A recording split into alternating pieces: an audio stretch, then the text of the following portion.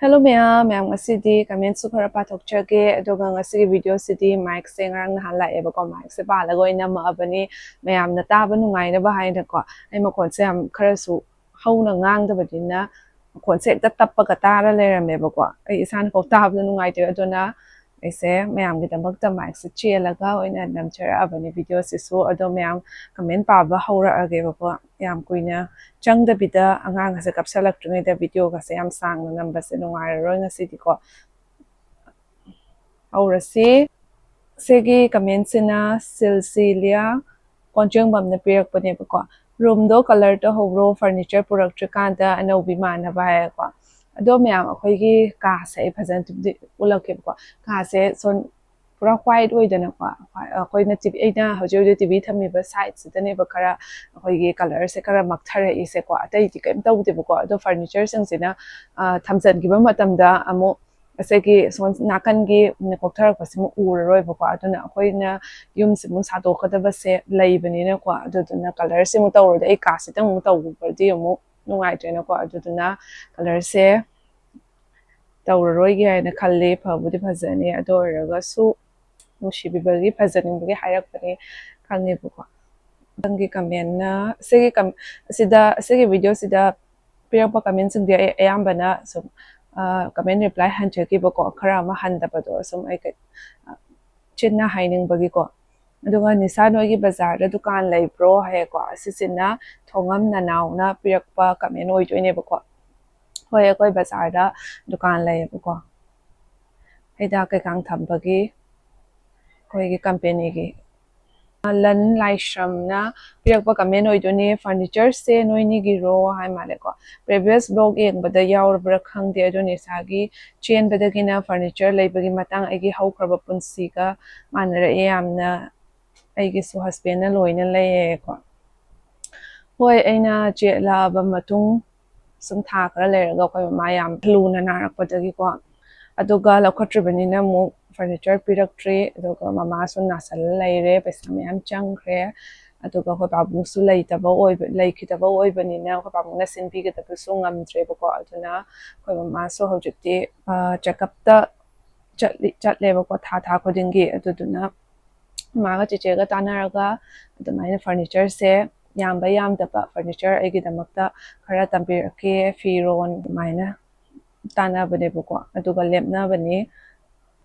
aduga sena thaibong gi matang tani aina thaibong thangat ki budo sonia o inam na harpa thaibong se makhal makhal leibro asang baga chana baduna kai kauge asang baduna mo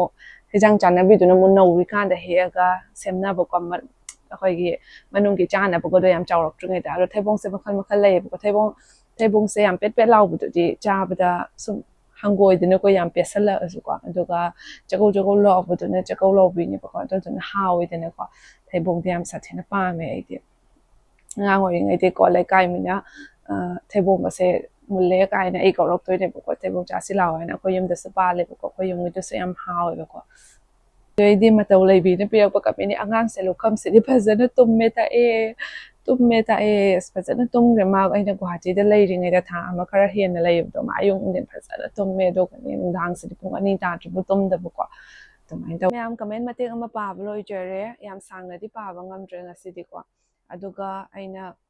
aigi oily skin segi damakta aina kari sijin yake myam da share sum tawjarake bako aduga hojikti summer season nina koine skin sa fajana leina ba yam hona jaidena ko aduga koine pollution na so koi mai se maksalli thokpa khot pa matamda ko humang yam soljala ga su skin se yam hainaraktabane bako aduga acne tawrakani tanning tawrakani adoi pores tawsalakani blackheads tawsalakani oily yam oibase do ai skin se yam so oily oiga lebako ngatang tumu ba so mai se taro driba ko adu mai so oily oitra aduna ina marak aina yam pamjaba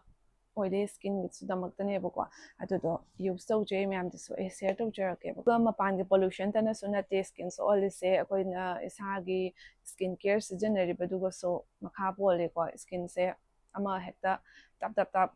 taishan badu su nungaite akoina skin care se chana dragadi phatragadi chemicals yauragadi akoiki skin se pimples torkani acne torkani makhan some problems in thore idana ko aduna chemical yaudaba sen season abuduna hena su kanai bako adona long term solution ama aina mya da ucharake bako ꯃꯌꯥꯝ ꯑꯁꯤꯗ ꯂꯩꯖꯔꯦ nature ꯁꯣꯔꯒꯤ ꯃꯨꯜꯇꯥꯅꯤ ꯃꯤꯠꯇꯤ powder ꯑꯁꯤꯁꯤꯅ ꯌꯥꯝꯅ natural ꯑꯣꯏꯔꯒ oily ꯑꯣꯏꯕꯗꯨꯁꯨ ꯑꯦꯕꯖꯣꯔꯕ ꯇꯧꯒꯅꯤ pores ꯇꯧꯕꯁꯨ ꯐꯍꯟꯒꯅꯤ ꯑꯃꯗꯤ ꯁ꯭ꯀꯤꯟꯁꯨ ꯌꯥꯝꯅ ꯃꯣꯜꯍꯜꯂꯒ ꯕ꯭ꯔꯥꯏꯠ ꯑꯣꯏꯍꯟꯒꯅꯦꯕꯀꯣ ꯃꯨꯜꯇꯥꯅꯤ ꯃꯤꯠꯇꯤꯁꯦ ꯃꯥꯔꯀꯦꯠꯇ ꯃꯈꯜ ꯃꯌꯥꯝ ꯑꯃ ꯐꯪꯉꯤ ꯑꯗꯨ ꯑꯣꯏꯔꯒꯁꯨ ꯅꯦꯆꯔ ꯁꯣꯔꯒꯤ ꯃꯨꯜꯇꯥꯅꯤ ꯃꯤꯠꯇꯤꯁꯤꯅ ꯌꯥꯝꯅ ꯁꯦꯡꯉꯦꯕꯀꯣ ꯗꯥꯏꯔꯦꯛ ꯐꯥꯔꯝꯗꯒꯤ ꯁꯦꯝꯕ ꯀꯦꯃꯤꯀꯦꯜꯁ ꯀꯩꯝꯇ ꯌꯥꯎꯔꯣꯏꯕꯀꯣ ꯃꯌꯥꯝ ꯑꯩ ꯍꯧꯖꯤꯛ ꯑꯟꯕꯣꯛꯁ ꯇꯧꯔꯒ ꯎꯠꯆꯔꯛꯀꯦ ꯃꯌꯥꯝ ꯑꯁꯤꯗ ꯌꯥꯎꯔꯛꯇꯣꯏꯁꯦ ꯃꯨꯜꯇꯥꯅꯤ ꯃꯤꯠꯇꯤ ꯄꯥꯎꯗꯔꯁꯦ ꯑꯁꯨꯃꯥꯏꯅ ꯄꯦꯀꯦꯠꯇ ꯑꯁꯤꯗ ꯂꯩꯖꯔꯦ ꯑꯁꯨꯃꯥꯏꯅ ꯍꯥꯄꯛꯑꯅꯦꯕꯀꯣ ꯑꯗꯨꯒ ꯃꯊꯪꯗꯅ ꯑꯁꯨꯃꯥꯏꯅ ꯕ꯭ꯔꯁꯀ ꯁ꯭ꯄꯨꯟꯒ ꯑꯁꯨꯃꯥꯏꯅ ꯍꯥꯞꯄꯤꯔꯛꯑꯅꯤ ꯑꯁꯤꯗꯅ ꯍꯥꯎ ꯇꯨ ꯌꯨꯁ ꯂꯩꯖꯔꯦ ꯑꯩꯈꯣꯏꯅ ꯄ꯭ꯔꯣꯕ꯭ꯂꯦꯝꯁꯇꯨꯒꯤ ꯃꯇꯨꯡ ꯏꯟꯅ ꯑꯁꯤꯗ ꯀꯃꯥꯏꯅ ꯀꯔꯝꯕ ꯃꯑꯣꯡꯗ ꯁꯤꯖꯤꯟꯅꯒꯅꯤ ꯍꯥꯏꯕꯗꯣ ꯑꯁꯤꯗ ꯂꯣꯏ ꯏꯔꯒ ꯌꯦꯡꯉꯒ ꯑꯩꯈꯣꯏꯅ ꯁꯤꯖꯤꯟꯅꯕ ꯌꯥꯔꯦ ꯄ꯭ꯔꯣꯕ꯭ꯂꯦꯝꯁꯀꯤ ꯃꯇꯨꯡ ꯏꯟꯅꯀꯣ ꯅꯦꯆꯔ ꯁꯣꯔꯒꯤ ꯃꯨꯜꯇꯥꯅꯤ ꯃꯤꯠꯇꯤꯁꯦ ꯁꯔꯇꯤꯐꯥꯏꯠ ꯑꯣꯏꯕ ꯄ꯭ꯔꯣꯗꯛꯅꯤ ꯍꯥꯏꯕꯒꯤ ꯑꯁꯤꯗ ꯁꯔꯇꯤꯐꯤꯀꯦꯠ ꯂꯩꯖꯔꯦ ꯀꯦꯃꯤꯀꯦꯜꯁ ꯀꯩꯝꯇꯁꯨ ꯌꯥꯎꯗꯦꯕꯀꯣ ꯍꯧꯖꯤꯛ ꯑꯩꯅ ꯇꯧꯅꯕꯒꯤꯗꯃꯛꯇ ꯑꯁꯤꯗ ꯃꯨꯜꯇꯥꯅꯤ ꯃꯤꯠꯇꯤ ꯄꯥꯎꯗꯔꯁꯦ ꯁ꯭ꯄꯨꯟ ꯑꯃ ꯁꯨꯃꯥꯏꯅ ꯍꯥꯞꯆꯔꯛꯀꯦ ꯕꯥꯎꯜ ꯑꯃ ꯂꯧꯔꯒ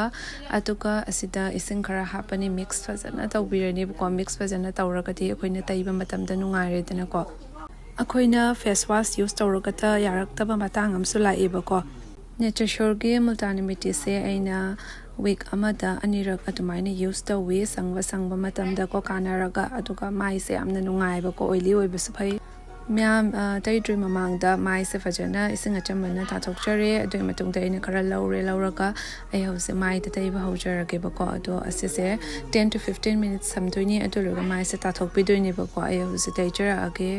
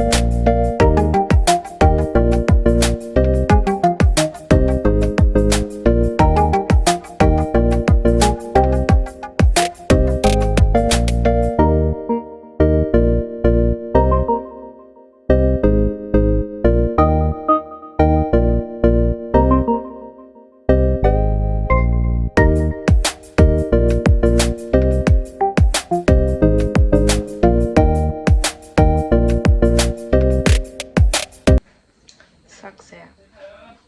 ꯃꯌꯥꯝ 10 minutes ꯊꯝꯃꯦ ꯑꯗꯨꯒꯤ ꯃꯇꯨꯡꯗ ꯑꯩ ꯍꯧꯖꯤꯛ ꯇꯥꯊꯣꯛꯑꯒ ꯑꯃꯨꯛ ꯎꯠꯆꯔꯛꯑꯒꯦꯕꯀꯣ ꯋꯥ ꯉꯥꯡ ꯌꯥꯗ꯭ꯔꯦ ꯁꯤꯁꯤꯅ ꯀꯪꯉꯛꯄꯁꯤꯅ ꯃꯌꯥꯝ ꯑꯩ ꯃꯥꯏꯁꯨ ꯇꯥꯊꯣꯛꯆꯔꯨꯔꯦ ꯃꯥꯏꯁꯦ ꯑꯣꯏꯂꯤ ꯑꯣꯏꯔꯝꯕꯗꯨꯁꯨ ꯐꯈ꯭ꯔꯦ ꯎꯕꯗꯁꯨ ꯈꯪꯉꯝꯒꯅꯤ ꯑꯗꯨꯒ ꯃꯥꯏꯁꯦ ꯌꯥꯝ ꯃꯣꯜꯂꯒ ꯌꯥꯝ ꯅꯨꯡꯉꯥꯏꯔꯦ ꯃꯌꯥꯝ ꯁ꯭ꯀꯤꯟꯒꯤ ꯑꯣꯏꯅꯗꯤ 100% ꯅꯦꯆꯔꯦꯜ ꯑꯃꯗꯤ ꯀꯦꯃꯤꯀꯦꯜ ꯀꯩꯝꯇ ꯌꯥꯎꯗꯕ ꯁꯤꯖꯤꯟꯅꯕꯅ ꯌꯥꯝꯅ ꯐꯩꯕꯀꯣ ꯁ꯭ꯀꯤꯟꯁꯨ ꯁꯣꯛꯇꯕ ꯑꯗꯨꯒ ꯃꯌꯥꯝ ꯑꯁꯤꯒꯤ ꯅꯦꯆꯔ ꯁꯣꯔ ꯃꯨꯜꯇꯥꯅꯤ ꯃꯤꯠꯇꯤꯁꯦ ISO ꯑꯃꯗꯤ GMP ꯁꯔꯇꯤꯐꯥꯏꯠ ꯑꯣꯏꯕꯀꯣ ꯗꯔꯃꯥꯇꯣꯂꯣꯖꯤꯀꯦꯜꯂꯤ ꯇꯦꯁꯇꯦꯠ ꯄ꯭ꯔꯣꯗꯛꯁꯅꯦꯕꯀꯣ ꯑꯩ ꯏꯁꯥꯃꯛꯁꯨ ꯁꯤꯖꯤꯟꯅꯩ ꯃꯌꯥꯝ ꯁꯤꯖꯤꯟꯅꯕꯤꯌꯣꯕꯀꯣ ꯑꯗꯨꯒ ꯃꯌꯥꯝ ꯄ꯭ꯔꯣꯗꯛꯁꯦ ꯂꯩꯅꯕꯒꯤꯗꯃꯛꯇ ꯗꯤꯁꯀ꯭ꯔꯤꯞꯁꯟꯗ ꯂꯤꯡꯛ ꯁꯣꯏꯗꯅ ꯍꯥꯞꯆꯔꯝꯃꯒꯦ ꯃꯌꯥꯝ ꯆꯪꯉꯒ ꯄꯔꯆꯦꯁ ꯇꯧꯔꯒ ꯁꯤꯖꯤꯟꯅꯩ